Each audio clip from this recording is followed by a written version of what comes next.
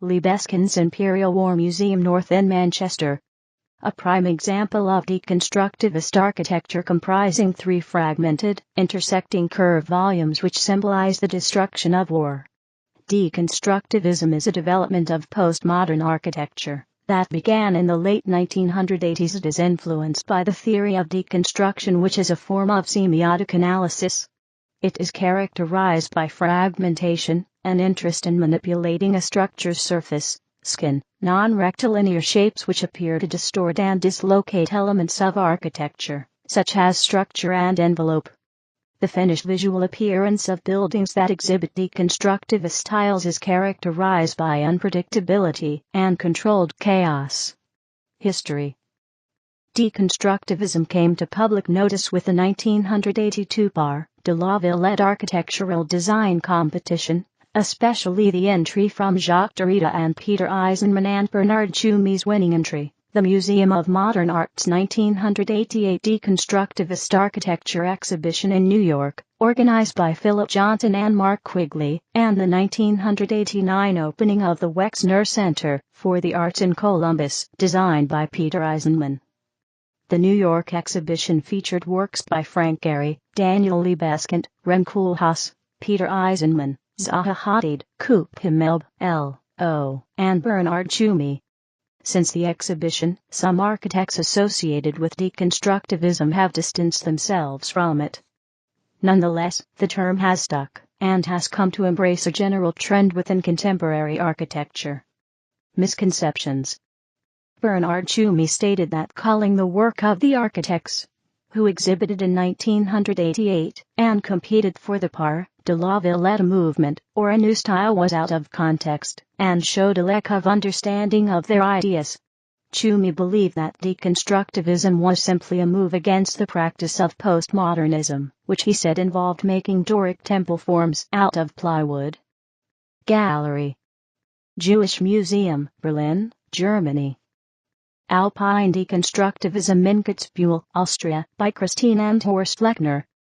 Gunter Dominik Steinhaus at Lake Ossiach, Austria. Vitra Design Museum by Frank Gehry, Weil am Rhein, Germany. Dancing House by Vlado Miljuni and Frank Gehry, Prague, Czech Republic. UFA Palast in Dresden, Germany, by Coop Himelb, L.O. Walt Disney Concert Hall by Frank Gehry, Los Angeles, California. The Guggenheim Museum Bilbao by Frank Gehry, in Bilbao, Spain. The Gymnasium by Josef Kijka and Barbara Potis, in Orlova, Czech Republic. Hotel Polarcafera, Left, in Barcelona, Spain, by Oyo Ito. The McCormick Tribune Campus Center at Chicago's IIT campus by Rem Koolhaas, completed 2003. Puente de la Mujer, Argentina. History, context, and influences. Modernism and postmodernism. Seattle Central Library by Rem Koolhaas and MoMA. The term deconstructivism in contemporary architecture is opposed to the ordered rationality of modernism and postmodernism.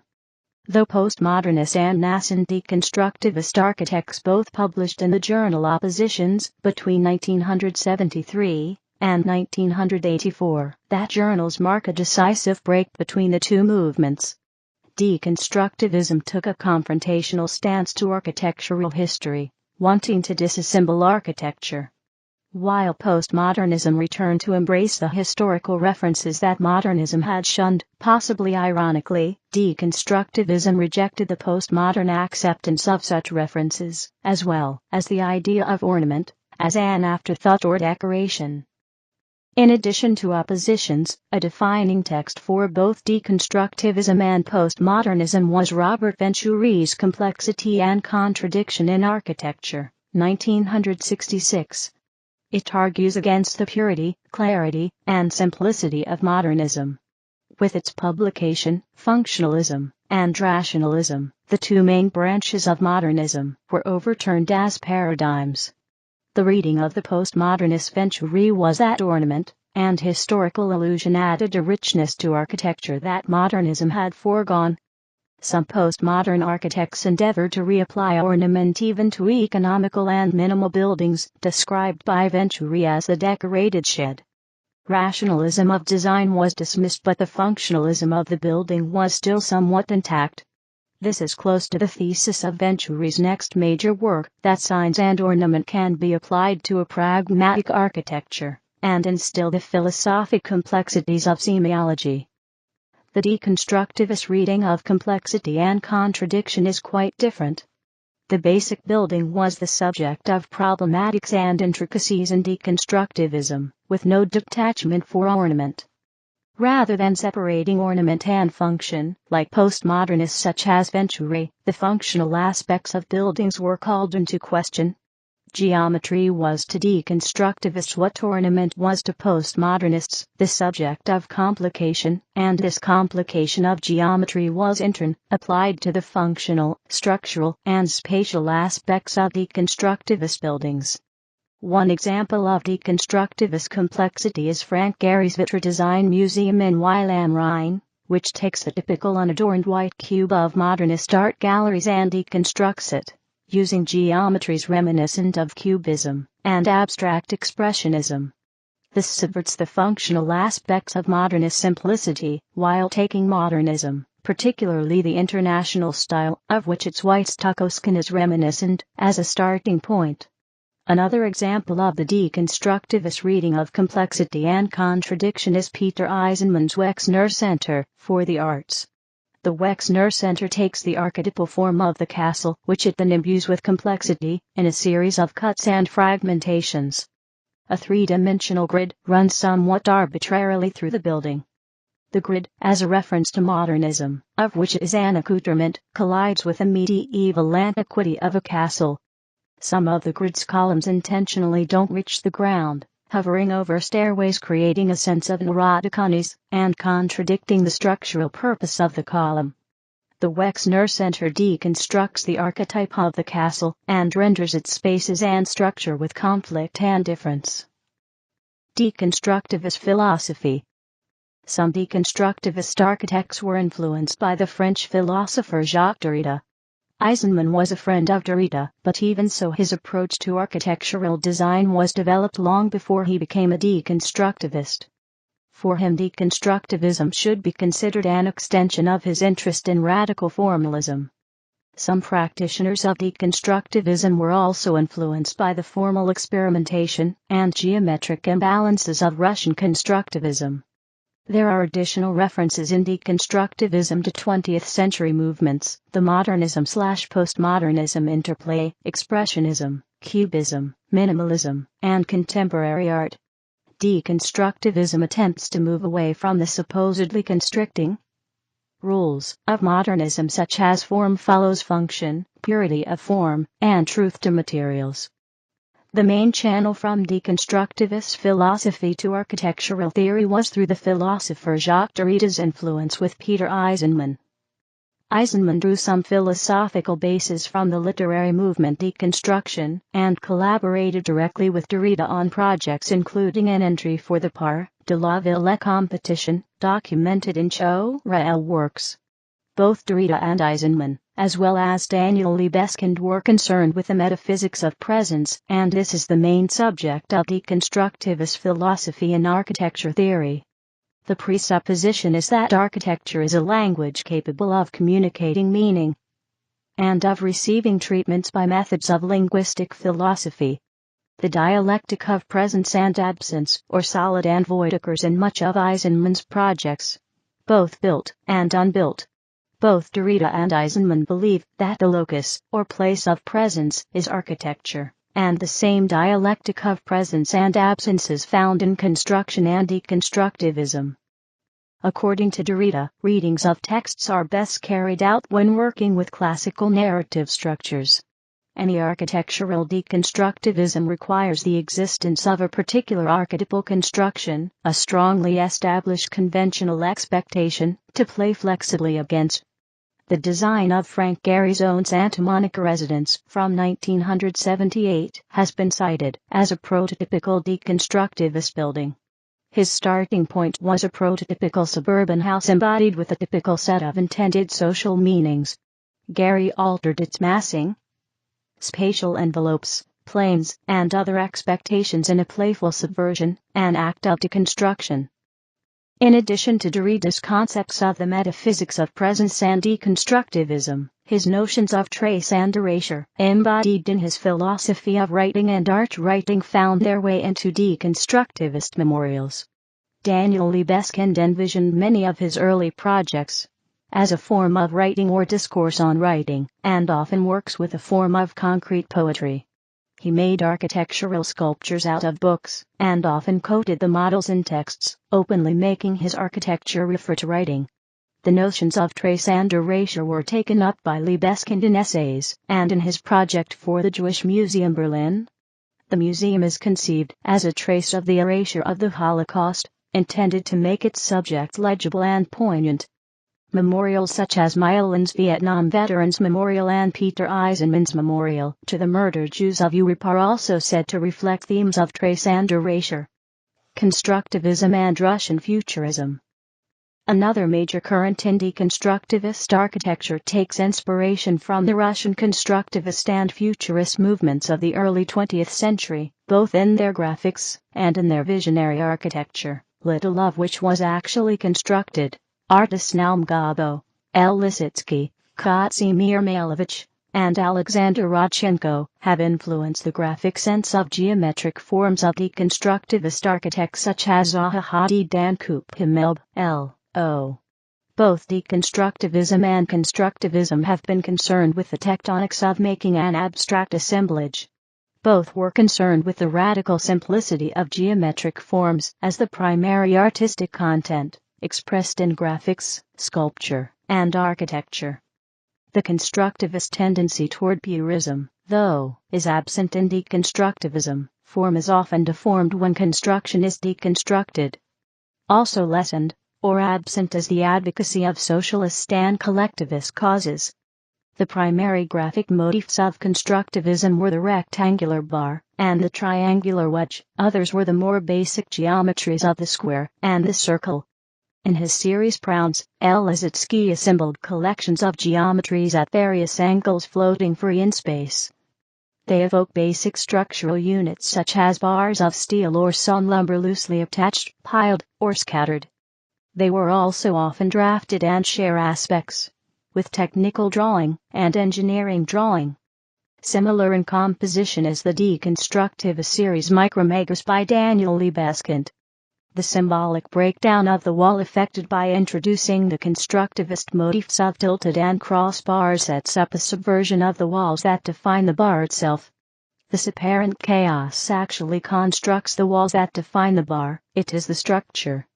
The internal disorder produces the bar, while splitting it even as gashes open up along its length. Philip Johnson and Mark Quigley, Deconstructive Architecture, page 34. Contemporary art. Two strains of modern art, minimalism and cubism, have had an influence on deconstructivism. Analytical cubism had a sheer effect on deconstructivism, as forms and content are dissected and viewed from different perspectives simultaneously. A synchronicity of disjoint space is evident in many of the works of Frank Gehry and Bernard Tschumi. Synthetic cubism, with its application of found art, is not as great an influence on deconstructivism as analytical cubism, but is still found in the earlier and more vernacular works of Frank Gehry. Deconstructivism also shares with minimalism a disconnection from cultural references. With its tendency toward deformation and dislocation, there is also an aspect of expressionism and expressionist architecture associated with deconstructivism. At times deconstructivism mirrors varieties of expressionism, neo-expressionism, and abstract expressionism as well. The angular forms of the UFA Cinema Center by Kupimilb, L.O. recall the abstract geometries of the number paintings of Franz Klein, in their unadorned masses. The UFA Cinema Center also would make a likely setting for the angular figures depicted in urban German street scenes by Ernst Ludwig Kirchner. The work of Wassily Kandinsky also bears similarities to deconstructivist architecture. His movement into abstract expressionism, and away from figurative work, is in the same spirit as the deconstructivist rejection of ornament for geometries. Several artists in the 1980s and 1990s contributed work that influenced or took part in deconstructivism. Mile and Rachel Whiteread are two examples. Len's 1982 project for the Vietnam Veterans Memorial, with its granite slabs severing the ground plane, is one. Its shard-like form and reduction of content to a minimalist text influenced deconstructivism, with its sense of fragmentation and emphasis on reading the monument. Len also contributed work for Eisenman's Wexner Center. Rachel Whiteread's cast architectural spaces are another instance where contemporary art is confluent with architecture. Ghost, 1990, an entire living space cast in plaster, solidifying the void, alludes to Derrida's notion of architectural presence.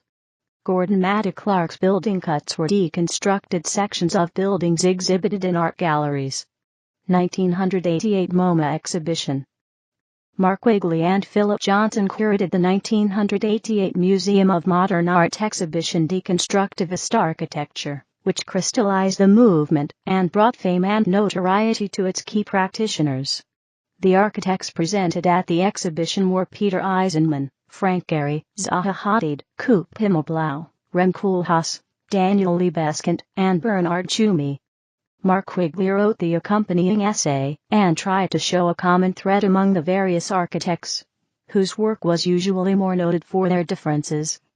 The projects in this exhibition mark a different sensibility, one in which the dream of pure form has been disturbed. It is the ability to disturb our thinking about form that makes these projects deconstructive. The show examines an episode, a point of intersection between several architects, where each constructs an unsettling building. By exploiting the hidden potential of modernism. Philip Johnson and Mark Quigley, excerpt from the MoMA Deconstructivist Architecture Catalog. Computer-aided design. Computer-aided design is now an essential tool in most aspects of contemporary architecture, but the particular nature of deconstructivism makes the use of computers especially pertinent. Three-dimensional modeling and animation, virtual and physical, assist in the conception of very complicated spaces, while the ability to link computer models to manufacturing jigs, CAM, computer-aided manufacturing, allows the mass production of subtly different modular elements to be achieved at affordable costs. In retrospect, many early deconstructivist works appear to have been conceived with the aid of a computer, but were not. Zaha Hadid's sketches, for instance. Also, Gehry is noted for producing many physical models as well as computer models as part of his design process. Though the computer has made the designing of complex shapes much easier, not everything that looks odd is deconstructivist. Critical responses. Since the publication of Kenneth Frampton's Modern Architecture, A Critical History, first edition 1980, there has been a keen consciousness of the role of criticism within architectural theory. Whilst referencing Derrida as a philosophical influence, deconstructivism can also be seen as having as much a basis in critical theory as the other major offshoot of postmodernism, critical regionalism. The two aspects of critical theory, urgency and analysis, are found in deconstructivism. There is a tendency to re-examine and critique other works or precedents in deconstructivism, and also a tendency to set aesthetic issues in the foreground. An example of this is the Wexner Center. Critical theory, however, has at its core a critique of capitalism and its success, and from that respect many of the works of the deconstructivists would fail in that regard if only they are made for an elite, and are, as objects, highly expensive, despite whatever critique they may claim to impart on the conventions of design.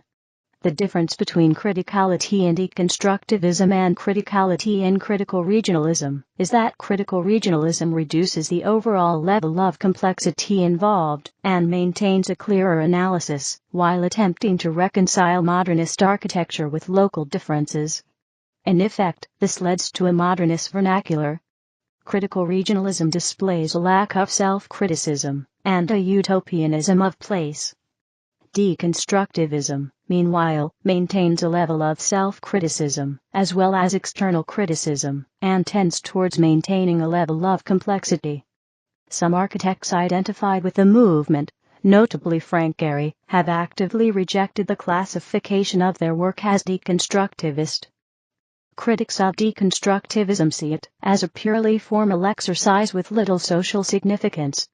Kenneth Frampton finds it elitist and detached.